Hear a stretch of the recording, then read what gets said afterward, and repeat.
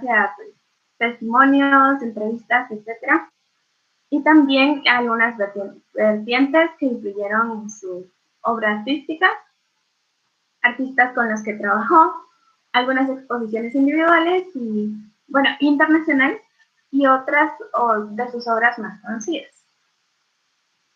Dentro de su biografía, pues él nació en 1964 y falleció en 2014. Fue un artista guatemalteco, para orgullo nuestro. Él utilizó su número de cédula para identificarse como artista. Esto lo hacía para cuestionar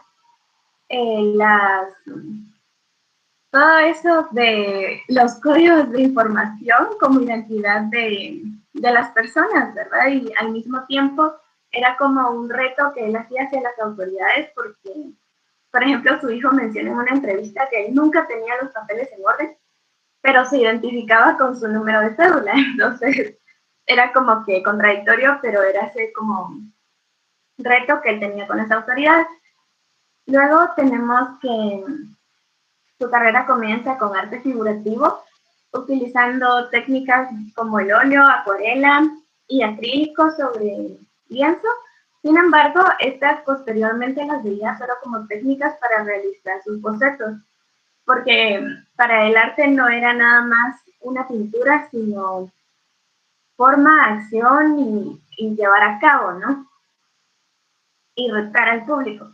Entonces, dentro de su evolución y los eventos más importantes fue la creación de este grupo que era Arte en Vivo o Arte en Acciones, que se crea en 1990. Acá pues era una serie de performance, arte minimalista y también arte conceptual. Luego tenemos en su carácter, bueno, eso fue como el auge de su carrera, bueno, lo que lo impulsó en su carrera, y después de eso ya fue creando muchísimo más individualmente. Dentro de su carácter, pues algunos lo llaman moralista porque confrontaba mucho en sus obras con la idea de moral y ética. Otros definitivamente lo identifican como amigo, que era el cuate de todo mundo, dicen, porque podía tranquilamente hablar con un asaltante como con un empresario de élite, por decirlo de cierta forma, y llevarse bien, ¿no? Y platicar de lo que fue. Luego tenemos que definitivamente fue un pensador, un filósofo, a su manera, claro, igual que un ser espiritual, porque le abarcó todos estos temas, o bien sus temas eran acerca de esto, ¿no? Y muchos lo vieron como un artista hostigante, tanto hacia su público como hacia la misma teoría del arte y lo que concebían todo el mundo como arte. Luego, dentro de las variantes del arte que influyeron en sus obras, pues tenemos que estudió en la Escuela Nacional de Artes Plásticas. Esto es muy interesante porque en la escuela en sí está la pictórica clásica, la pictórica romántica, que son como es el tipo de enseñanza que se da en esa escuela, y el rigor artístico, ¿verdad? Sin embargo, también teníamos el otro lado, que en sus obras se presentaba la abstracción, la misma oxidación de la forma misma, de la figuración misma, perdón, la oxidación al espacio comercial también, porque él no vendía su arte, lo más importante para él era crear sus obras. Luego tenemos algunos artistas con los que trabajó dentro del grupo Arte en Acciones, que fue Diana de Solares. Esta artista contemporánea también se dedicaba a la construcción de estructuras y ambientes condicionados por el mismo espacio en el que eran creados. Acá, pues, ella perteneció a la primera generación de este grupo, y Darío Escobar a la segunda generación, que él pues se caracteriza por la investigación de los aspectos formales y conceptuales de los objetos y su función en las artes visuales. En el fondo, a la derecha hay una obra de Darío y a la izquierda es una obra de Diana de Soler. Se ve un poquito, pero ahí está. Luego tenemos exposiciones internacionales de Aníbal, que también son parte de sus obras más reconocidas.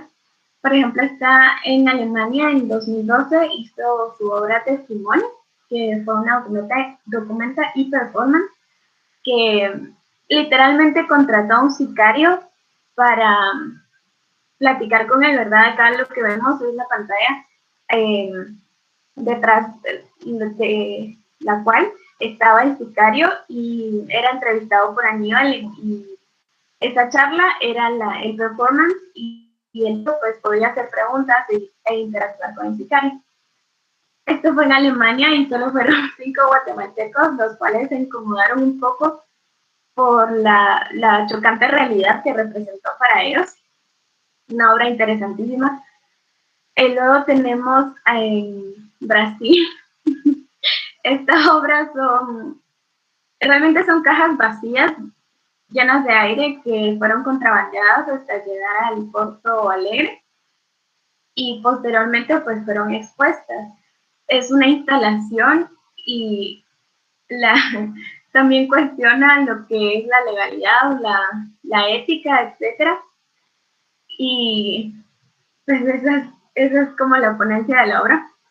Luego tenemos su última obra, que fue realizada en Italia, en el año en que falleció, 2014, y esta es de un soldado, se titula Soldado, y es nada más un performance igual que provoca en el público esa como sensación de ver a alguien manipulando un arma y apuntándote con un arma en el escenario, ¿verdad? Eso es como la confrontación que hace Aníbal con esta obra. Muchos mencionan que tal vez no eran pinturas ni cuadros literales, sin embargo, se notaba el encuadre, el color, la luz y todo que era la firma de Aníbal. Y luego tenemos algunas obras más reconocidas.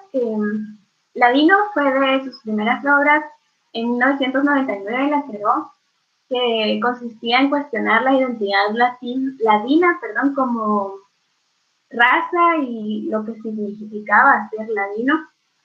Luego tenemos El Préstamo, esta es súper famosa.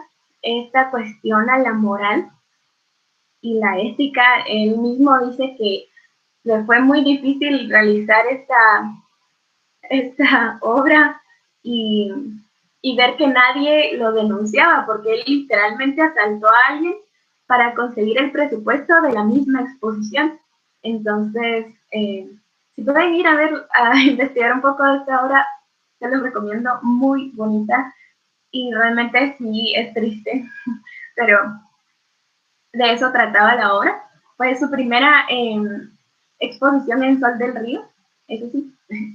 Luego tenemos Punto en Movimiento, que esta también fue de sus primeras o de las más antiguas. Acá, como pueden observar, eran como unas vallas o mantas que tenían un punto y eran transportadas por vehículos. También las puso en buses, pero básicamente en la exposición proyectó un video documentado y el significado era la intervención del espacio urbano. Esas son algunas de mis referencias y gracias. Esto es Aníbal López. Gracias, Vicky. Les pedí a sus dos compañeros que hicieran la exposición el día de hoy, a pesar que era actividad de la semana pasada, por la importancia y la relevancia que tienen estos artistas en nuestro país, ¿verdad? En la historia del arte. Aníbal, creo que ha sido uno de los pocos guatemaltecos que ha llegado a Documenta. ¿Por qué? Porque Documenta es uno de los festivales de arte contemporáneo más importantes. Sucede en Alemania 4 años. Entonces no es fácil llegar, uno no puede llegar a Documenta por contacto, sino llega a ese tipo de espacios artísticos por la calidad del trabajo que tiene, ¿verdad? Entonces, imagínense, yo puedo abrir mi cuenta de Instagram o de Facebook y poner mis fotos y decir arte Andrea Osuna, ¿verdad? Pero ¿quién realmente valida que soy un artista y me pone en esos espacios? Son ese tipo de festivales, ¿verdad? Son ese tipo de círculos en donde si uno se abre paso, realmente entró a la escena del arte. Tanto Documenta como la Bienal de Venecia, aunque la Bienal de Venecia también tiene sus dudas, ¿verdad? Yo cuestionaba un poquito quién estuvo en el pabellón, me causaba ruido esta última vez, que no sé si ustedes lo leyeron, les voy a compartir un texto y lo podemos hacer parte de la discusión de la siguiente clase, em, porque a veces también pareciera que el pabellón de Guatemala no se hace en base a una buena curación, no se hace en base a un buen proyecto, sino en base a tener un buen contacto. Y pareciera que el contacto o quien tenía el cuello de este gobierno era este artista Cris Papita, que se le había contratado para hacer unos murales, no recuerdo cuál era la conmemoración de independencia, pero no me recuerdo cuántos años era, iba a hacer los murales y toda la gente como puso el grito en el cielo por la cantidad que se le iba a pagar, pero al final a él lo mandaron a la Bienal de Venecia. Pero entonces ahí hay como algunas dudas. Sin embargo, los pabellones de los países creo que los controla el mismo gobierno. Entonces, como decir, yo como Guatemala sí voy a participar, el Ministerio de Cultura va a poner el presupuesto y el Ministerio de Cultura elige, creo yo. Sin embargo, el pabellón principal de la Bienal de Venecia sí son curadores como internacionales reconocidos quien elige, ¿verdad? ¿Quiénes son los que van a estar ahí? Entonces, eso sí le da otra categoría, porque es como el pabellón principal, digamos, el salón principal del evento, quienes se aseguran que sí sean artistas que están produciendo cosas importantes y que sean reconocidos. Entonces, ahí es un poco diferente y eso lo podemos discutir, pero el caso en particular es que Aníbal López sí se ganó esos espacios. Cuando hablamos que era moralista, no hablamos que era una persona que precisamente se regía por la ética y la moral como la conocemos, sino más bien nos cuestionaba. ¿Por qué? Porque pareciera que todo el tiempo somos una sociedad de doble moral. Cuando me conviene, ¿verdad? Denuncio. Cuando no me conviene, pues me quedo callado. Y como dice Vicky, una de las obras que nos cuestiona y que tal vez nos confronta muchísimo es el préstamo. Yo vi el préstamo en una exposición que hubo en una galería, ahorita se me olvidó el nombre, que había en Zona uno y cuando vi la obra por primera vez, me molestó muchísimo, ¿verdad? Pero creo que esa era parte de, porque uno lee el texto y se los va a leer, aquí lo tengo, y literal, lo perdí. No sé si no, aquí lo tengo. Dice, solo es una hoja impresa, ¿verdad? Que dice el préstamo. El día 29 de septiembre del 2000 realizó una acción, la cual consistió en asaltar a una persona con apariencia de clase media. Se realizó de la siguiente manera. Armado con una pistola, salía a una calle de la zona 10. Pare a un hombre como de unos 44 o 45 años, pelo castaño y escaso, un poco pasado de peso. Le apunté a la cara diciéndole, esto no es un asalto, es un préstamo y se lo devolveré en lenguaje visual para sus hijos. Dicha persona me entregó 874.35 quetzales. Esta obra está siendo patrocinada por el hombre que fue asaltado, con la cual se ha financiado las invitaciones, montaje, parte del brindis de esta muestra. Y tiene su número de cédula y la fecha, ¿verdad? Entonces, fue un asalto, o sea, y si ustedes ven como las entrevistas, nadie sabe si la pistola era de verdad o de mentira. Esa es una de las cuestiones que queda en el aire, porque aparte de como que él eh, bromeaba, ¿verdad? Como humorista, tal vez un humor un poco negro, pero era parte de su personalidad. Entonces nadie sabe si era realmente nada. Es cuando uno le entra a la galería y dice, robó a alguien, ¿verdad? O sea, alguien tuvo que sufrir el trauma del asalto para ver esta pieza.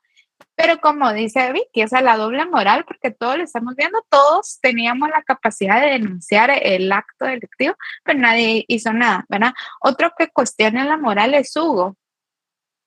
porque se lleva a Italia un cerdito y entonces el cerdito pasa por la galería, lo tratan como que fuera su mascota, ¿verdad? Entonces como que ustedes ven las fotos del registro, es un cerdito rosadito, bien bonito que anda ahí y el día de la exposición Hugo desaparece, pero da la casualidad que como que los aperitivos son de cerdo. Entonces la gente se lo está comiendo. Entonces también es esa doble moral. ¿Por qué de repente protegemos y nos causa como tristeza cuando escuchamos eso que pobre Hugo se murió, ¿verdad? Que ya habíamos creado un lazo, pero al mismo tiempo estamos comiendo otro tipo de animales, pero mientras no le pongamos un nombre, ¿verdad? Mientras no lo identifiquemos, no nos interesa. Entonces parte de eso es como esa doble moral que todo el tiempo manejamos como sociedad. Entonces es muy interesante. Otro aspecto importante de Aníbal López, como mencionaba Vicky, es que sí tuvo formación artística, fue a la escuela de artes plásticas. Tiene un dibujo muy lindo. En sus primeras obras hacía pintura y dibujo clásico. Sus líneas son impecables, pero poco a poco se va desprendiendo y va experimentando otras cosas. Entonces vemos dibujos como su obra un punto en movimiento, porque es como un dibujo. Si ustedes piensan, una línea es una secuencia de puntos, ¿correcto? Ese es el concepto de la definición de la línea, una secuencia de puntos. Entonces, si yo le pongo un punto a un bus y va en movimiento el bus, estoy creando una línea imaginaria, estoy haciendo un dibujo. Entonces, ese tipo de abstracción de pensamiento también es el que podía manejar él y no significaba que no pudiera dibujar, porque su dibujo anatómico también era impecable, ¿verdad? O sea, es eh, muy bueno el análisis, la relación que tiene, o sea, sí se nota que estudió, sabía cómo hacer figura humana, que si ustedes han tenido cursos de dibujo y han tenido cursos específicos de figura humana, es sumamente difícil dibujar el cuerpo humano, entonces él sí lo dominaba, pero iba buscando cómo transmitir su mensaje de otras formas. Gracias, Vicky. Vamos ahora con Johan, porfa.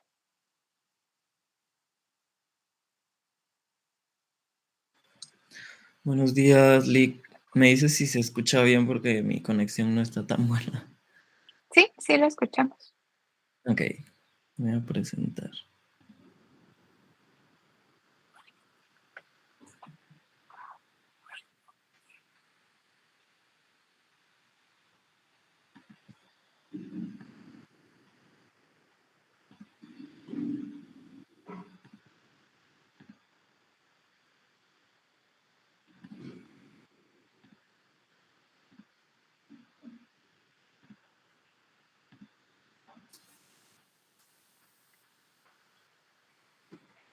No sé si ya logran ver ahí. Sí, ya lo vemos. Ok, bueno, pues yo les voy a hablar un poco acerca de Regina José Galindo. La verdad es que cuando empecé a investigar sobre de quién iba a hablar, porque ya habían elegido a los que había dicho, a mí me llamó bastante la atención ella. La verdad es que creo que en algún momento había escuchado, creo que de sus primeras obras, pero nunca había visto nada de ella. Entonces, em, cuando empecé a investigar, sí me llamó muchísimo la atención. Y pues ella es acá de acá de Guatemala, nació acá y vive acá. Y lo que ella hace son performance, más que todo como una protesta de varios temas que pasan, por ejemplo, acá en Guatemala y en toda Latinoamérica. Al principio era más que todo de acá, pero ahora que ya es que expone como en otros países y así, entonces también crea protestas de otros países, por ejemplo, en Europa ha hecho varios, y entonces, pero sí son como un poco fuertes todos los performances que ella crea, porque de hecho son como protesta de temas, por ejemplo, de violencia hacia la mujer, de género y muchos temas que para algunos son bastante sensibles. Me llamó mucho la atención algo que dijo alguien, Loris Romano, sobre ella, que es un artista que presiona más allá de sus propios límites a través de performances radicales, inquietantes y éticamente incómodos.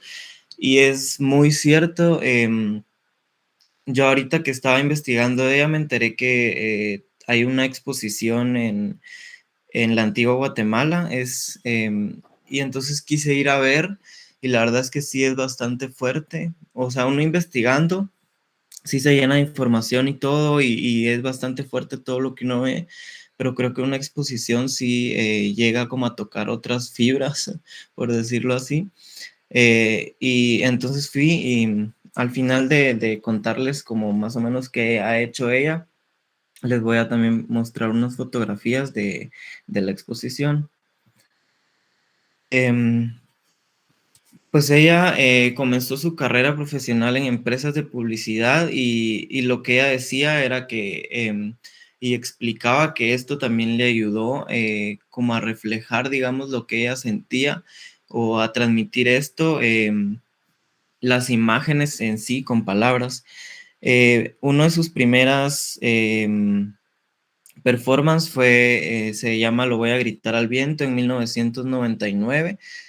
Acá está la fotografía que ella se colgó del arco de correos, y lo que ella hizo fue porque como ella también escribe poemas, tiene libros, entonces lo que ella hizo fue crear poemas que eran también de protesta para diferentes temas de lo que estaba pasando en Guatemala, eh, todas las muertes que estaban habiendo, más que todo de mujeres, y porque es como los temas en los que ella se centra, y pues más que todo de violencia también. Entonces, esta fue una de sus primeros performances que realizó en el Arco de Correos. Acá podemos ver este que lo hizo en 2001, que se llama No perdemos nada con nacer, que esto lo realizó en la Ciudad de México y apareció así en un basurero de la Ciudad de México. Em, y lo que ella describía era que era como un despojo humano que era colocado en el basurero municipal de Guatemala. Em, la verdad es que es bastante fuerte porque lo que ella decía que este performance representaba era todas las mujeres que aparecían literal como se veía en la bolsa, que aparecían muertas, mutiladas, metidas en una bolsa de basura. Entonces, la verdad es que sí son imágenes bastante fuertes, y que uno las mira en una exposición es bastante fuerte también, y más que todo ver el contexto sobre esto, porque a veces em, creo que solo vemos como este tipo de imágenes y pues sí damos como las ideas, pero ya de ver el contexto sí es un poco fuerte. Em, en 2003 también estuvo en Costa Rica, en donde ella se encerró en un cuarto y ella iba colocando algunos blocks para llenar completamente el cuarto y quedarse encerrada, para luego agarrar un martillo o un mazo y empezar a botar toda la pared para poder salir. También hizo otro que fue en lo que ella quería hacer era como mostrar rechazo ante la candidatura de Efraín Ríos Montt, y lo que ella hizo fue vestirse de negro y llevar un balde lleno de sangre, y metía los pies en el balde y iba caminando dejando todas las huellas hasta el Palacio Municipal. Sí recorrió una gran cantidad, y acá está una imagen de cómo ella iba metiendo sus pies y luego iba caminando, iba metiendo los pies y así dejaba pues todas estas huellas.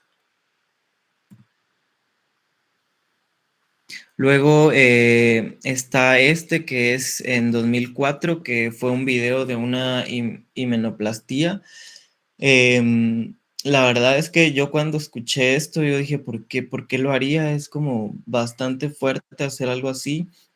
Y más que todo, pues el video es bastante fuerte, como ver cómo en sí reconstruyen la virginidad de una mujer. Em, y pues lo que ella quería hacer con esto es como llevar al tema este hace muchos años, o creo que todavía en algunas partes, pues obviamente sí existe esto, de que la trata de mujeres es bastante alta todavía, y lo que hacían con la trata de mujeres es que llevaban mujeres vírgenes y las vendían vírgenes. Luego de eso les hacían la himenoplastía y las volvían a vender como vírgenes, y esto lo hacían varias veces. Entonces por eso ella se realizó esta himenoplastía como para hablar de ese tema, como para protestar contra este tema.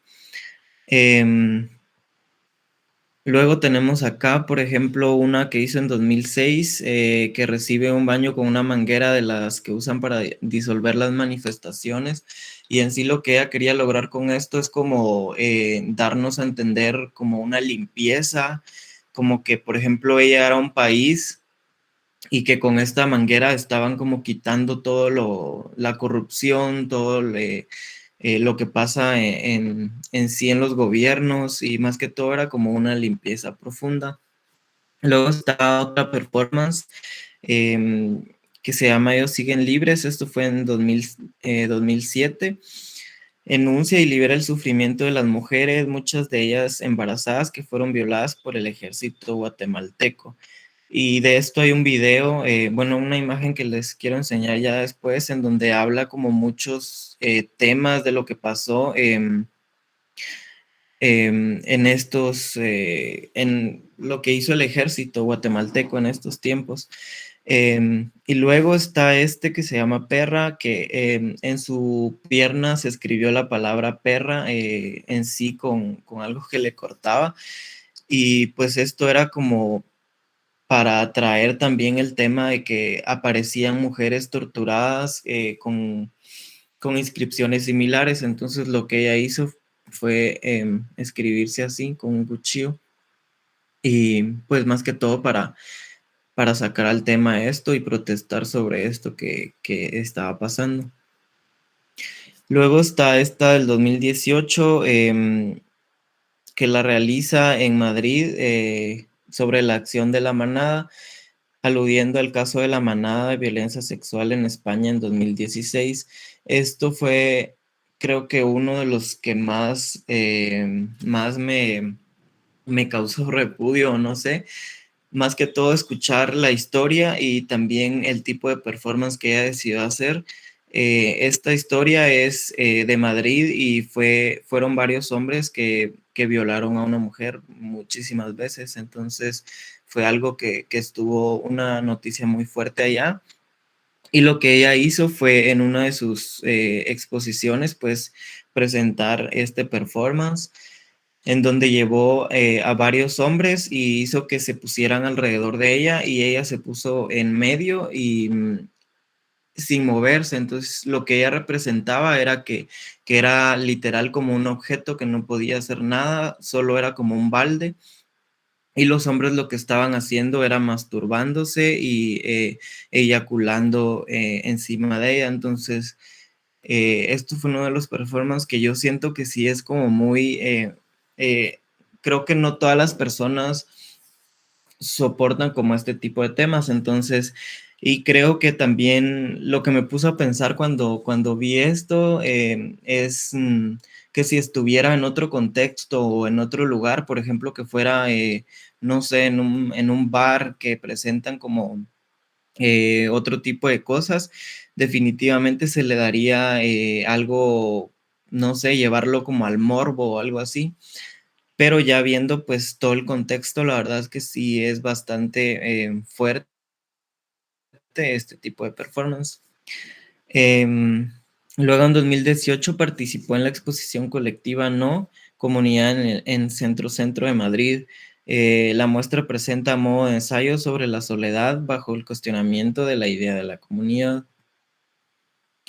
Y esto fue otro que presentó, en donde pues ella se puso en sí en medio de una habitación, y alrededor de la habitación habían varias armas en las que pues las personas podían llegar y ver en las armas y apuntarle. En sí ella era como una víctima.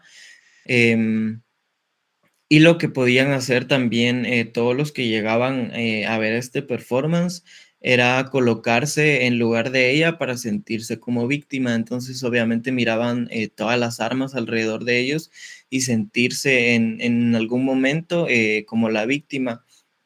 Y en sí, pues es algo muy fuerte porque, por ejemplo, hay personas, así como lo que estaba hablando anteriormente sobre lo que habló Vicky y de que él hizo un asalto en sí. Entonces, por ejemplo, si alguien sufre eso y luego va a una performance como esta, obviamente es algo bastante fuerte. Entonces, sí, también fue uno de los performances bien fuertes que ella realizó.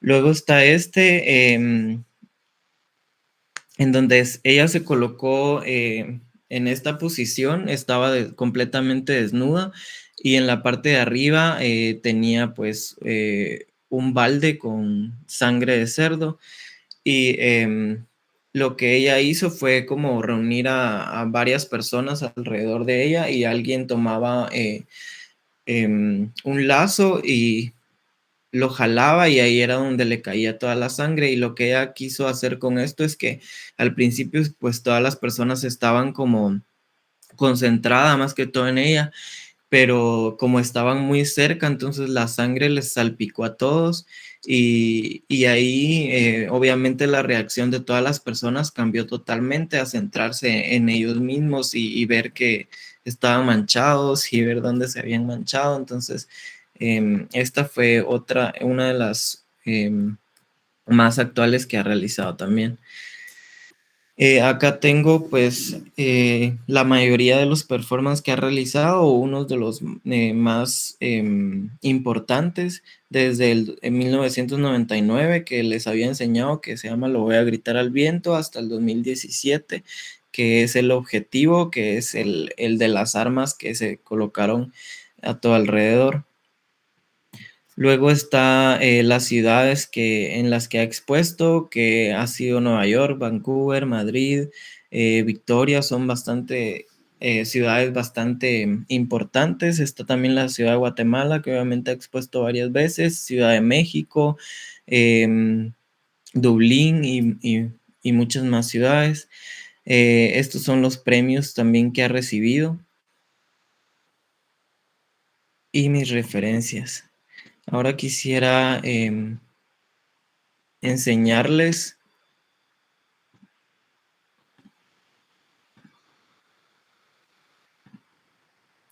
algunas de las imágenes que tomé en la exposición.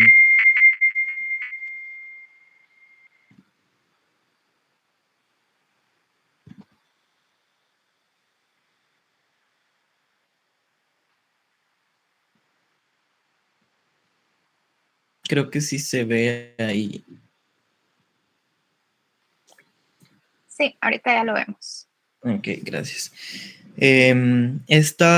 Son 4 elotes que se encuentran pintados a la par de en sí el performance que ella realizó, que se encontraba en medio de un lugar en donde habían matas de maíz y pues las personas estaban trabajando, ella estaba desnuda en sí, en medio y ahí era como, digamos, mientras iban cortando todas las matas, pues al final se daban cuenta que ella estaba ahí desnuda y al final pues era como sorpresa para los que estaban ahí porque en sí no sabían que ella estaba ahí. Creo que había otra fotografía al final, creo que va a pasar. Esta es la que les había hablado de donde ella se colocó en una bolsa y acá vemos pues, por ejemplo, acá más con detalle y podemos ver las personas que estaban ahí y la bolsa que está en donde estaba metida ella. Esto que aparece acá es de ella, es una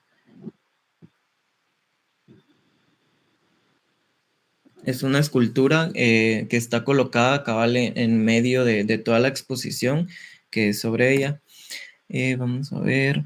Esta fue una alfombra que, bueno, yo cuando la vi dije es totalmente diferente a todo lo que ella está presentando, pero me llamó bastante la atención.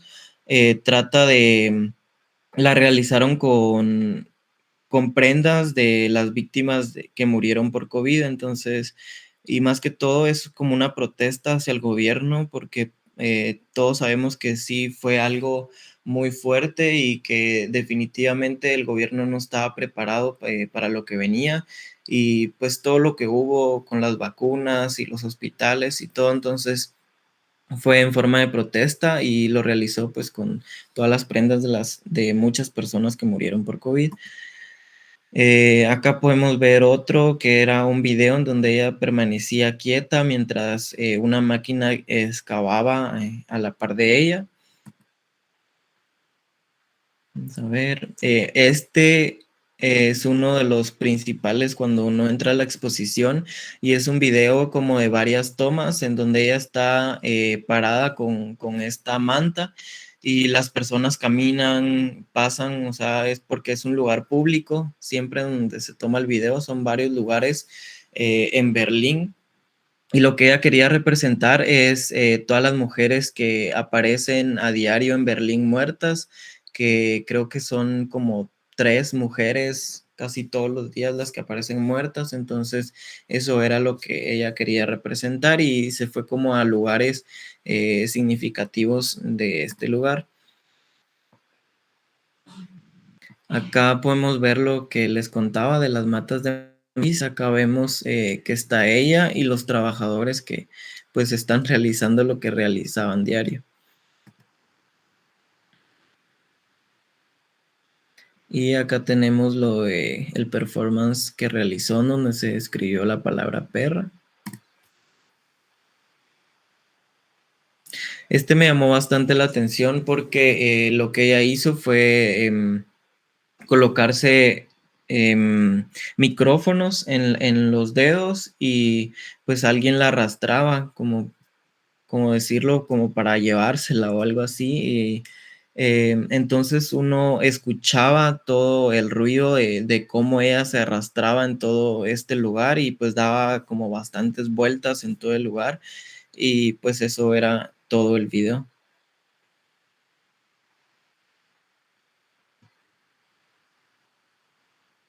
Acá podemos ver otro en donde ella representaba como a varias mujeres de diferentes lugares, igual que habían sufrido algún tipo de maltrato. Este me llamó bastante la atención, era un video en el que ella contaba historias de la guerrilla y fue algo bastante fuerte. Uno de las historias que más me dejó así mal fue de una niña que la violaron muchísimas veces con muchos hombres y hasta llegar a descuartizarla. Y bueno, mientras ella iba contando las historias, alguien se subía y le ponía anestesia. Entonces, esto era como para callarla o algo así, pero ella seguía contando historias y pasaban unos 5 minutos y se subía otra vez y le aplicaba más. Y llegó pues un momento en el que casi no podía hablar, pero seguía contando las historias. Acá está la escultura. Y este me llamó bastante la atención porque pues uno lo ve y si no sabe el contexto, pues no se imagina qué puede hacer. Este se hizo a medida del cuerpo de ella, como literal en donde depositan los cuerpos a veces ya muertos y mutilados. Entonces eso era lo que ella quería representar como este tipo de violencia y pues los lugares en donde llegan a depositarlos. Y eso sería todo. Gracias, Johan. Bastante completa toda su exposición. Ahora le quería preguntar, yo vi varias de las imágenes que tomó en la exposición a la que fue, las vi en su presentación, ¿verdad? Es decir, las encontró también en internet. ¿Cuál fue su experiencia al verlo, digamos, en la exposición versus solo haber recopilado las fotos que encontró en internet? ¿Cómo se sintió, digamos, el tener esa experiencia en una galería y ver ahí la obra versus ver la misma obra que encontró en Google? Sí, la verdad es que es bastante diferente todo lo que uno siente, porque, por ejemplo, yo cuando empecé a investigar, obviamente sí era algo fuerte todo lo que leía, pero ya estando en la exposición y ver literal todas las obras, bueno, muchas obras de ella, ir en cada obra parándome y leyendo porque pues hay una explicación de toda la obra como un poquito más detallada, no tanto todo lo que uno encuentra a veces en internet. Entonces sí es muy fuerte y más todas estas obras que eran videos o que eran audios. Había uno en donde cantaban varias mujeres que estaban también con una manta y era como que cantaban una canción y era muy triste y era para representar también muchas mujeres que habían muerto, entonces sí es algo muy fuerte y creo que no todas las personas sienten como lo mismo tal vez, o hay personas que tal vez lleguen a media exposición y se salgan porque sí es algo muy fuerte. Y definitivamente es muy recomendable ir a estos lugares. Gracias, Johan.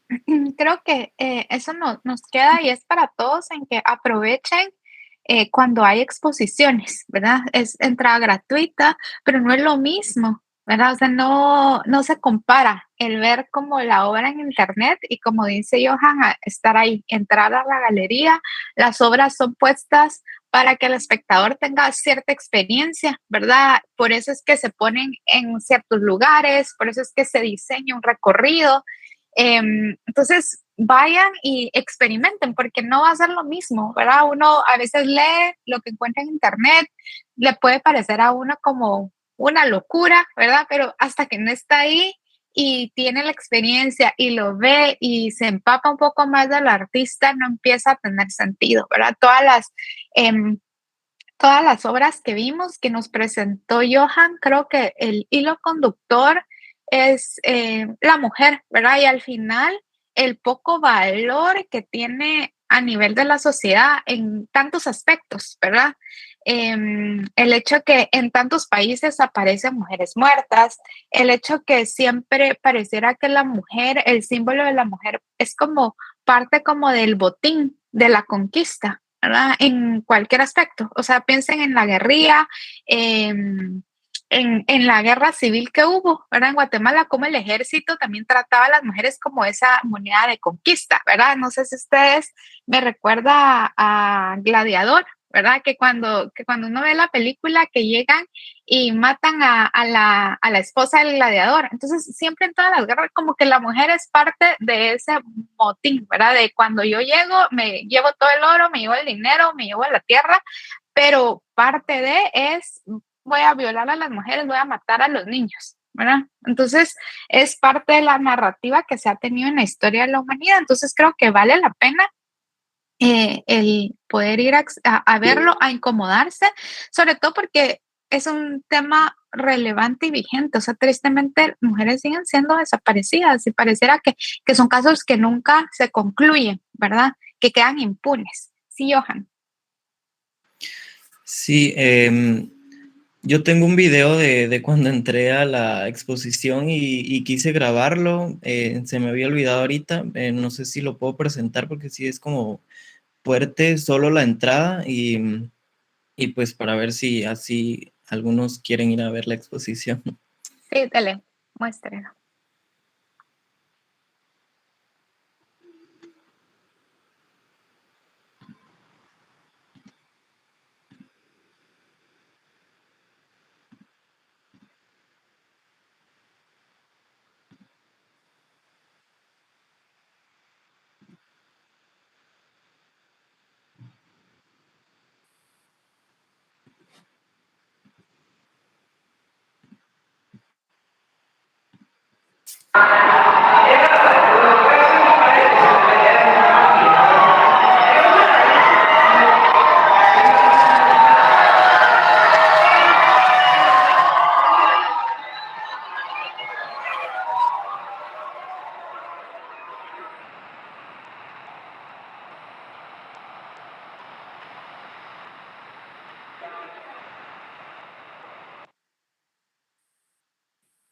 Es cortito y es que a mí lo que me llamó la atención es ya todo como lo que crea solo para que entre la gente y sienta, pues más que todo lo que va a sentir después al ver todas las obras. Y esto que escuchaban ahí son gritos que aluden pues a lo que pasó de las niñas que murieron encerradas, quemadas.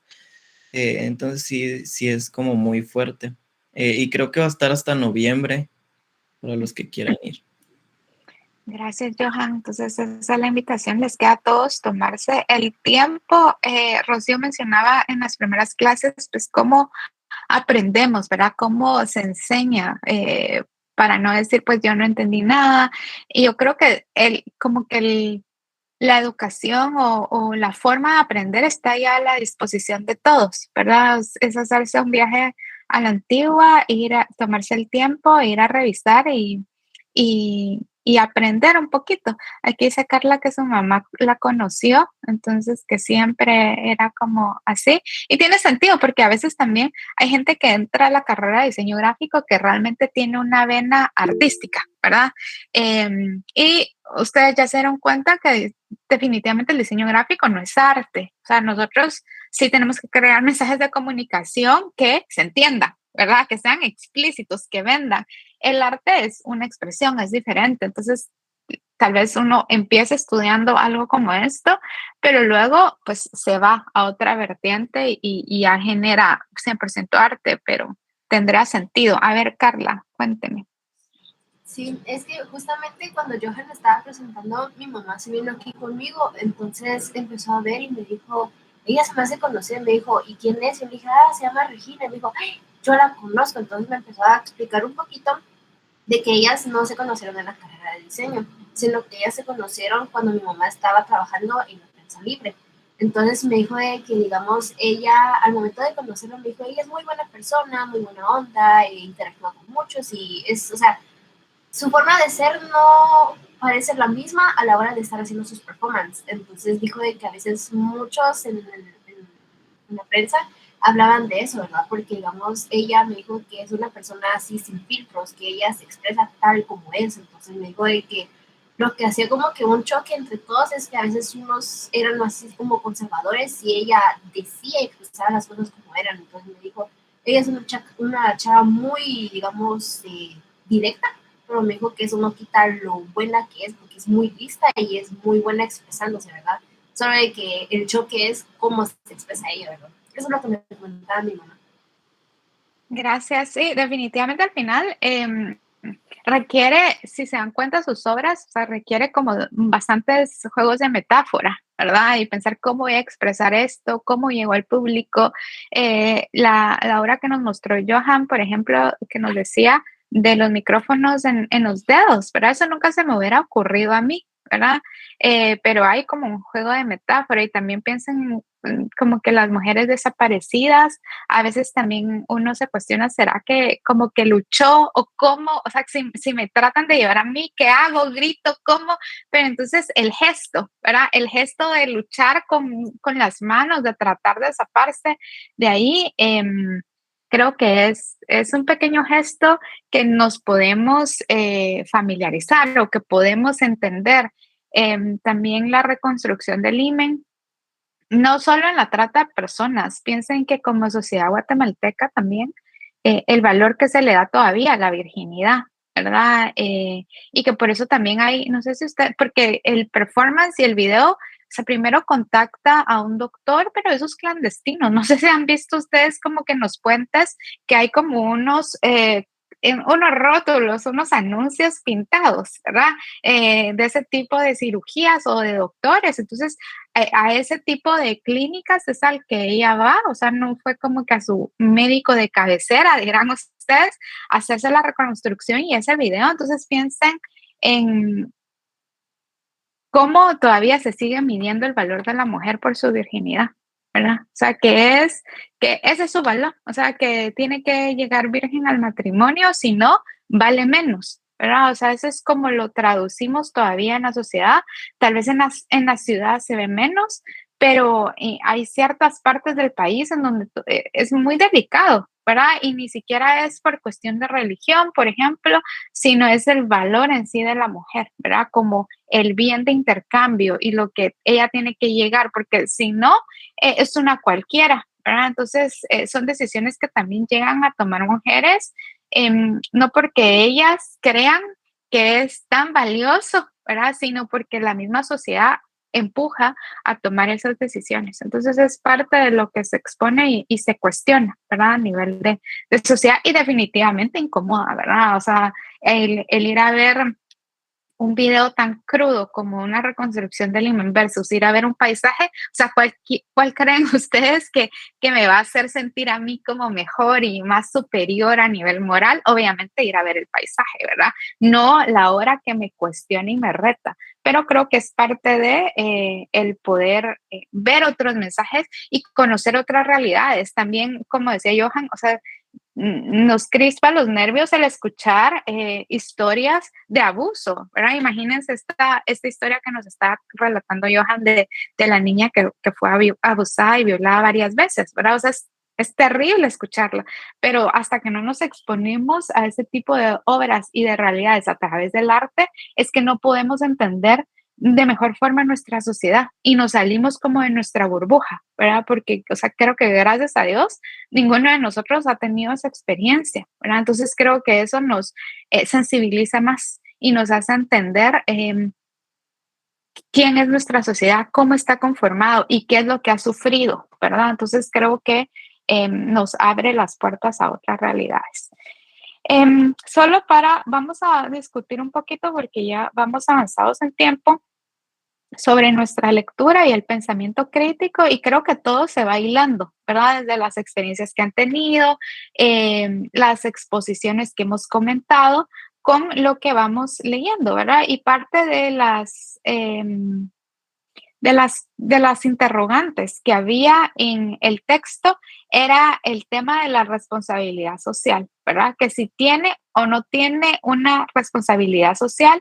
También me gustó ver que en algunas respuestas había gente que apoyaba y unos estaban en pro y otros estaban en contra, y es totalmente válido, ¿verdad? Entonces, algunos decían que sí, ¿verdad? Que el artista tiene esa responsabilidad social, que una vez yo saco un mensaje o sea, al público, creo algo, tengo esa responsabilidad, pero al mismo tiempo creo que hay que entender que nuestra responsabilidad no es como adoctrinar o tener esa vena moralista. Y un excelente ejemplo es Aníbal, porque Aníbal como que solo como que removía, pero no me estaba diciendo es correcto o es incorrecto. Solo me pone un escenario y yo elijo. Creo que para mí lo más importante es que sin importar lo que haga el artista, tengo que aprender a sostener lo que estoy haciendo, ¿verdad? Es decir, ser consciente que con todo lo que hacemos, seamos artistas o no seamos artistas, va a haber una consecuencia. Y entonces yo tengo que estar listo para aceptar esa consecuencia, cualquiera que sea. Pero no significa que porque soy artista, entonces yo solo voy a hacer arte que dejen ver a mi país que, lo maravilloso que es y lo lindo que es. Y entonces no voy a hablar de las cosas malas o feas, porque entonces puedo afectar el turismo del país, ¿verdad? Entonces aquí solo vamos a hablar de cosas bonitas, porque esa es mi responsabilidad social. Mi responsabilidad social depende de no asustar a la gente. Y no se trata de eso, ¿me entienden? Se trata de que si yo voy a sacar un mensaje, yo voy a hacer como lo voy a sostener y entiendo, y obviamente tengo que haber investigado. Sí, Rocío.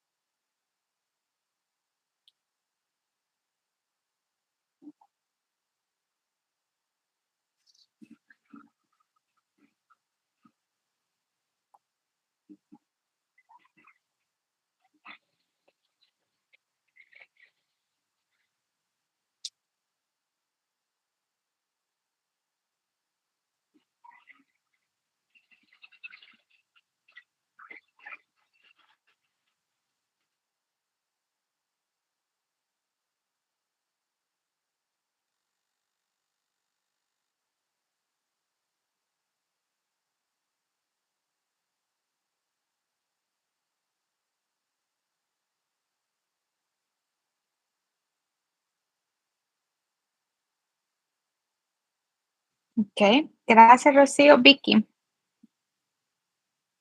Gracias. Aún analizaré el comentario de Gio, así que no voy a comentar de eso, sino más quiero tocar el punto en que yo sí estoy de acuerdo porque en realidad la responsabilidad, una vez yo pongo mi nombre en algo, soy responsable de, porque me representa, me pertenece, es de mi creación, soy responsable, básicamente.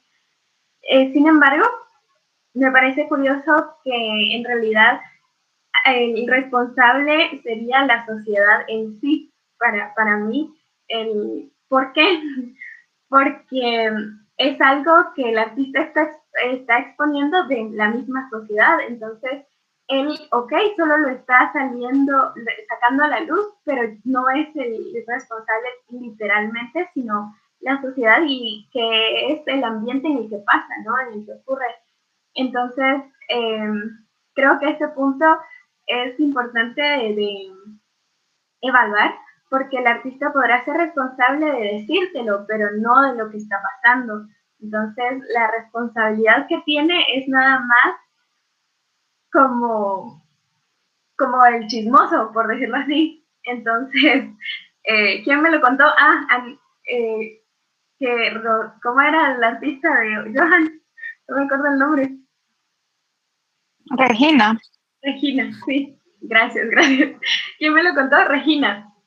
O el nombre en sí sería la representación de quien lo dijo, ¿verdad? Sino, no la responsabilidad, siento yo también. A ver, Daniela, ¿usted qué opina? Porque usted tenía un comentario de que no se creía que no era responsable. Cuéntenos por qué cree que no tiene responsabilidad. Bueno, pues igual como Rocío, siento yo que estoy como 50-50, pero a la vez siento que no es responsabilidad de nosotros o de los artistas, se podría decir. Digamos, tal vez sí es como responsabilidad social compartirles de lo que está pasando y todo desde nuestro punto de vista, pero no es responsabilidad como de cambiar la forma de pensar de alguien. O, por ejemplo, si yo vengo y expongo del veganismo, no voy a hacer que, digamos, alguien se convierta en vegano o a puro tubo se tiene que convertir así en vegano porque yo le estoy diciendo, ¿verdad? Pero entonces creo que hasta cierto punto no es como nuestra responsabilidad, pero sí es responsabilidad compartir como el punto de vista. Sí, tal vez se vuelve como un peso para el artista, ¿verdad? O sea, como algo que tiene que decir, o sea, que no se lo puede quedar.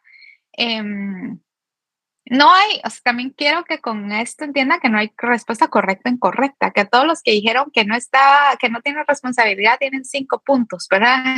No se trata, solo lo que pretende la lectura y el curso es que usted mismo se cuestione y si piensa que no tiene responsabilidad social, o sea, ¿de dónde viene esto? Y si piensa que sí tiene, o sea, realmente ¿de dónde viene? O sea, ¿es porque así me lo enseñaron?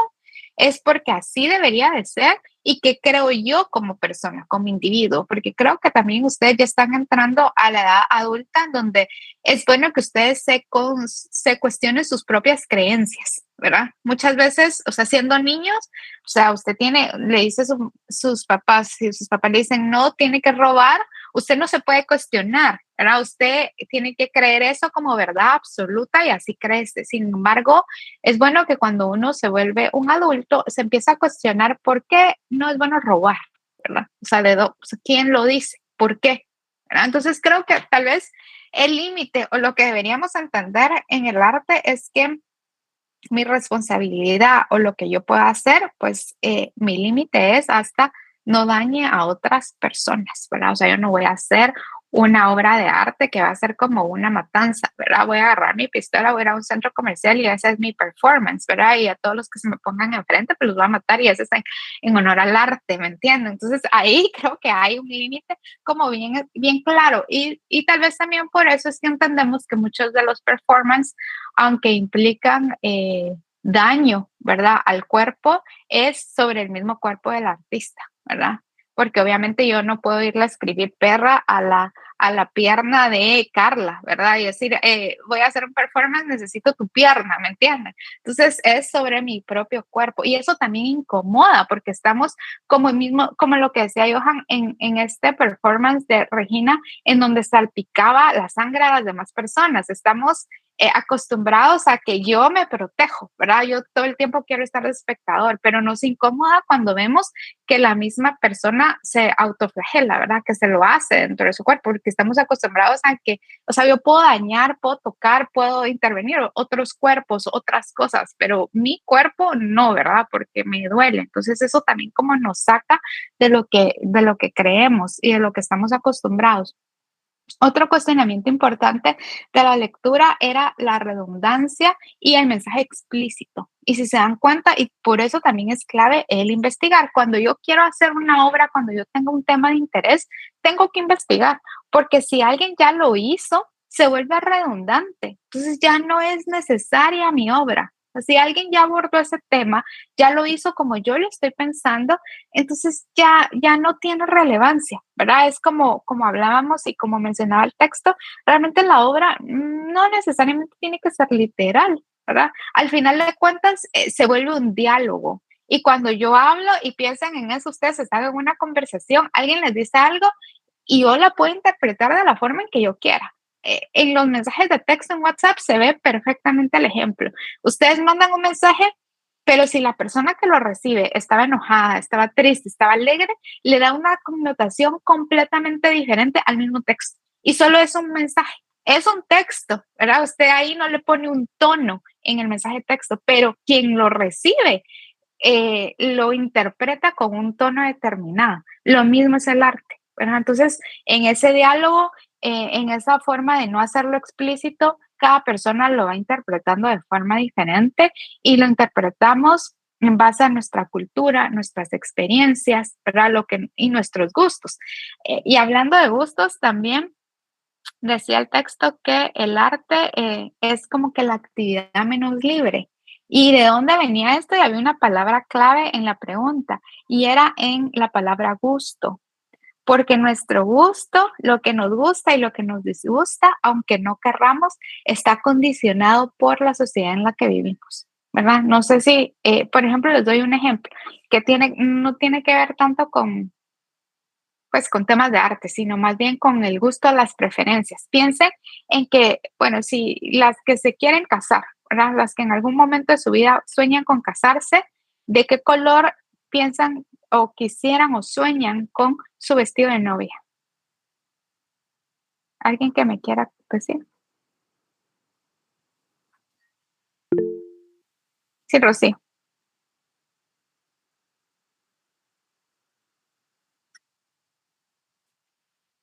Ujú.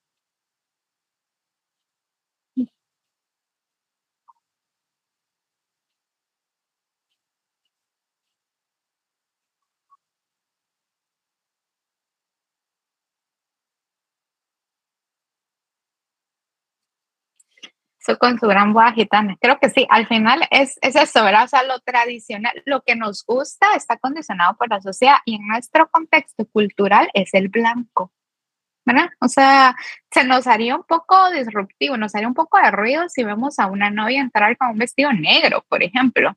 Como que no asociamos el negro en la teoría del color, por así decir, con la celebración, con la pureza, con la unión, con todos esos mensajes implícitos. ¿A qué voy? Que nuestro gusto por el blanco no es un gusto que usted adquirió y decidió, ¿verdad? Lo condiciona el contexto social.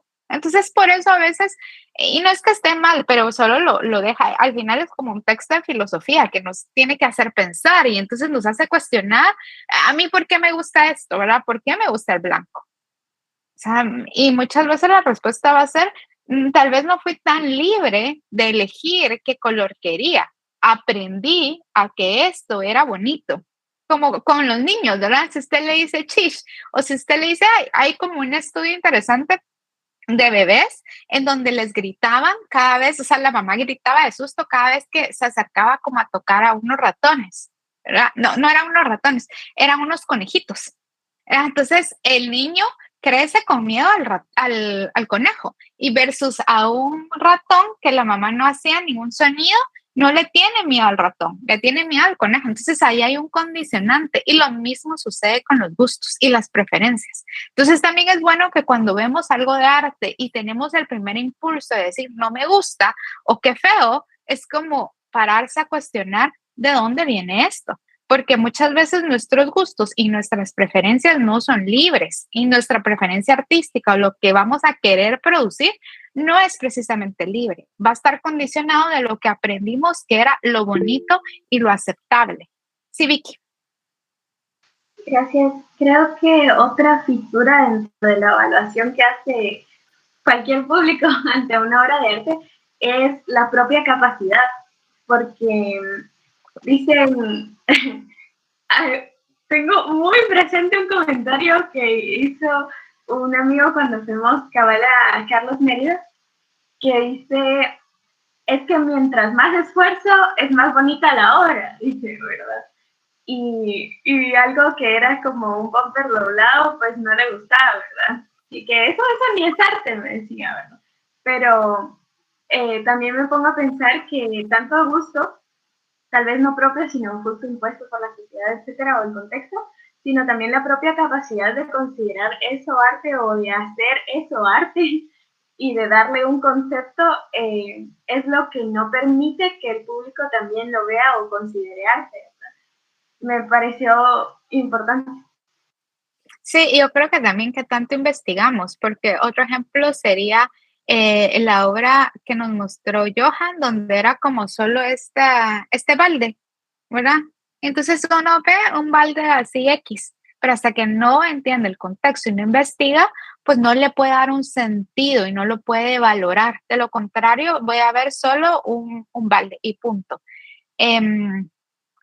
Como un basurero. Y qué fuerte, porque también la analogía de lo que era, ¿verdad? O sea, un balde, un basurero, y si le damos la connotación del basurero, también está todavía más fuerte, porque la obra se trata, pues, de esos cuerpos desaparecidos, mutilados, trasquilados que encuentran, ¿verdad? Y que esté a medida, entonces es como, a nadie le interesa, pueden seguir apareciendo más cuerpos en bolsas, en baldes, en basureros, que a nadie le importa, ¿verdad? Entonces la connotación es sumamente fuerte.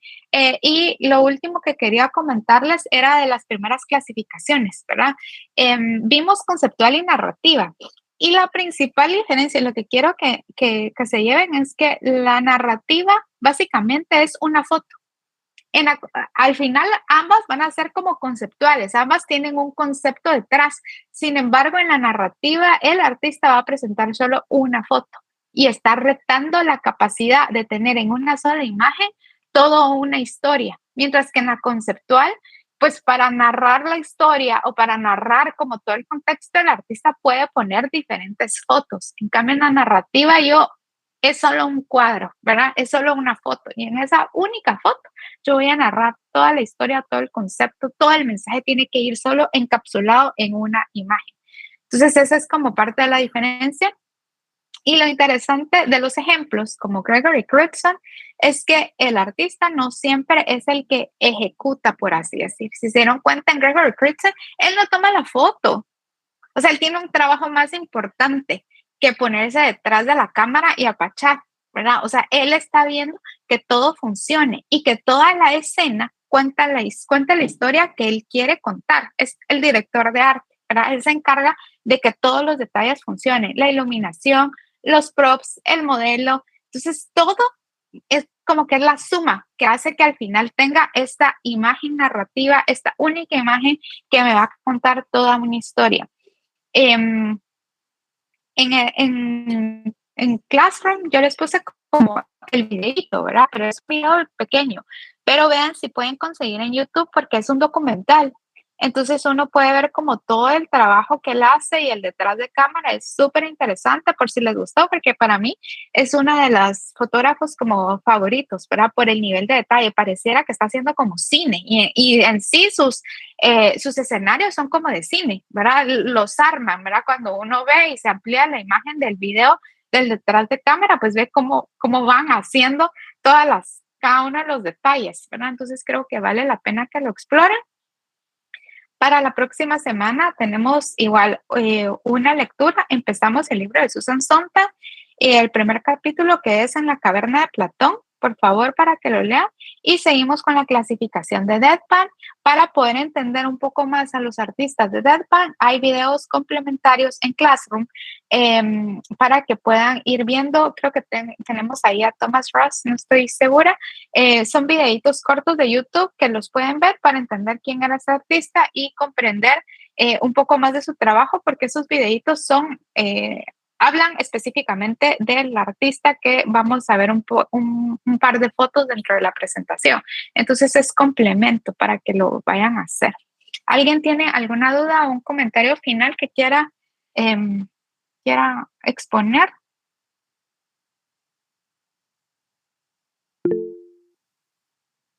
Sí, Cristian. Luego Giovanna.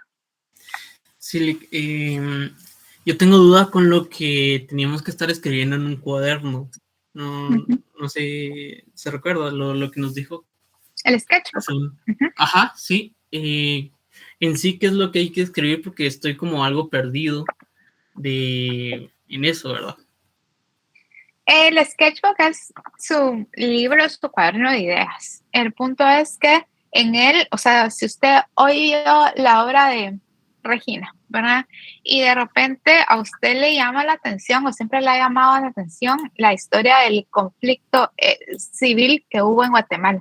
Entonces pone ahí, y la idea es que se vaya a investigar qué fue lo que pasó, lea diferentes fuentes, escriba, por ejemplo, empieza a investigar qué artistas han abordado esa temática, desde qué ángulo, ¿verdad? Porque el de Regina es desde el ángulo de las violaciones a las mujeres, de los derechos de la mujer. Ese es el ángulo que ella abarca, pero no quiere decir que el mismo tema se pueda ver de diferente perspectiva, ¿verdad? Entonces, ver cuál le interesa. Si, por ejemplo, viendo la obra de Vicky, ¿verdad?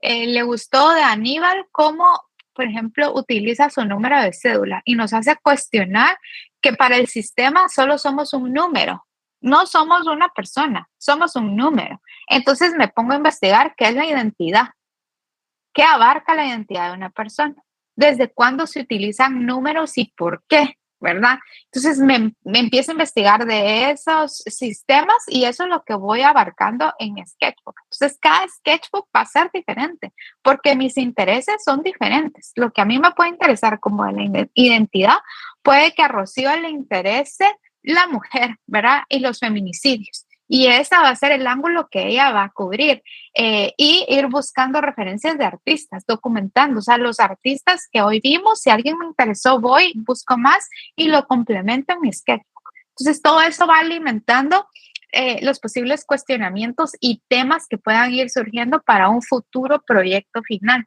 Pero el proyecto final se va armando desde ahorita con esa investigación que usted tiene que ir complementando. Lo que no puede haber en el sketchbook son notas de la clase. Es decir, no es un cuaderno de notas, ¿verdad? Es un cuaderno de ideas. Y vean que todos los artistas que hemos visto en clase son sumamente conceptuales y hay muchísima investigación. Aunque para el público sea solo un basurero, solo un bote, o sea, detrás de eso hay una investigación fuerte del artista, ¿verdad? Entonces, eso es lo que yo quiero ver, cómo empiezan a investigar de las diferentes temáticas que se están presentando y que estamos hablando en clase. No sé si ahí le queda más claro. Muy bien. Giovanna, ¿tenía ahí una duda o ya no tiene duda? Sí, si podía repetir lo que dijo de ver el video, es que no logré escucharlo muy bien. De las actividades en Perusall tienen lectura, video. Y en Classroom hay videos extras que tienen que ver, que son complementos de lo que se publicó en Perusall, por favor. Ya. Muy bien. ¿Alguien más? No. Entonces, eso es todo por hoy. Gracias a todos por haberse conectado. Espero que... sí, gracias, Daniela, la lectura del primer capítulo de Susan Sontag. Espero que este fin de semana, los que no se han tomado el tiempo de ir a exposiciones, pues que vayan y que nos vengan a contar, porque ya se dieron cuenta que sus compañeros que sí han tenido el chance de participar, su experiencia y su mirada a los artistas es completamente diferente. Entonces no se queden con las imágenes de internet, que no es lo mismo, ¿verdad? El impacto que tienen en su experiencia, en su lectura del arte y en su contacto con el arte nunca va a ser lo mismo de una imagen en mi ordenador, en mi pantalla, a ver en la exposición lo que realmente el artista está haciendo. Entonces, vayan ahorita, tengan esas experiencias. El libro, Daniela, está en Perusall. Yo les publiqué, digamos, el libro por capítulos en Perusall. Entonces, cada semana vamos leyendo un capítulo. Entonces, ahí está, no se preocupen. Muy bien. Entonces, gracias a todos. Que tengan un feliz miércoles. Nos vemos la próxima semana. Gracias, Liz. Adiós. Feliz día. Feliz día, Liz.